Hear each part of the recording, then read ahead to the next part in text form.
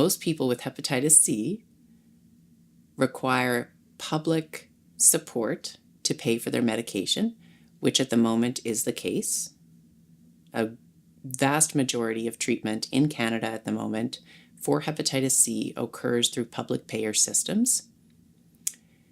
Then, when we restrict to just covering people with advancing liver disease, people with early liver disease cannot get treatment. And therefore, there is a significant restriction in who we can treat with hepatitis C right now in Canada based on fibrosis-based eligibility requirements. And we do know that that is not a scientifically or medically based strategy. The strategy for preventing the most disease and the most complication and the most lack of work productivity is to treat people as soon as they are screened and diagnosed with hepatitis C. So, right now, having a difficulty with eligibility being based on liver scarring, is a problem for access, and I would say it is one of the biggest problems for access outside having community-based providers and enhanced screening.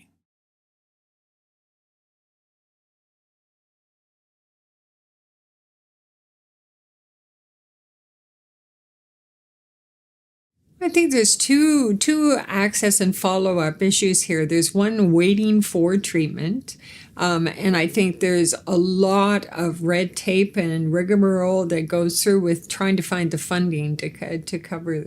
So for me, it was an 8-month wait from the time that my doctor and I decided that we would go with Harvoni to her actually lobbying and advocating on my behalf with my private health care provider and the province to get my drugs covered. So it was an 8-month back and forth letter and review process and appeal process to get that going. But there's also the issue of the follow-up care, that after I finished taking the 12 weeks of Harvoni, other than the wonderful phone call to say that I had been cleared, there's never been any follow-up. And just through other clinicians and people that are more familiar with the potential for other things to arise, I actually thought I was cured.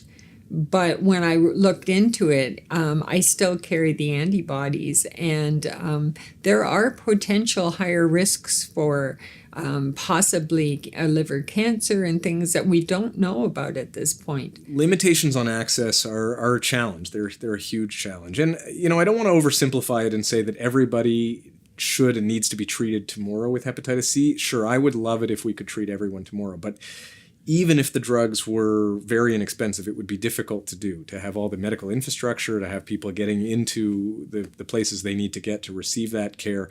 It's not just the prices of the drugs, but there's no question that if this was another disease, we wouldn't be having this discussion. If this was cancer, we would be treating everybody. We would not be waiting for them to get sicker to access treatment. The reason that it doesn't happen is, sadly, again, it's about the populations that this disease affects, that they tend to be marginalized populations, so a large percentage of people who have a history or continue to use drugs, as well as often people who are born outside of Canada, who may not speak the language, come from different cultures, may have stigma associated with their disease, and they don't have a strong political voice. So unlike what was done in the HIV world, where it really was amazing political activism among the HIV community, that just kept knocking on the door until someone opened the door and made access a priority. That has been hard to mobilize the community in hepatitis C in the same way.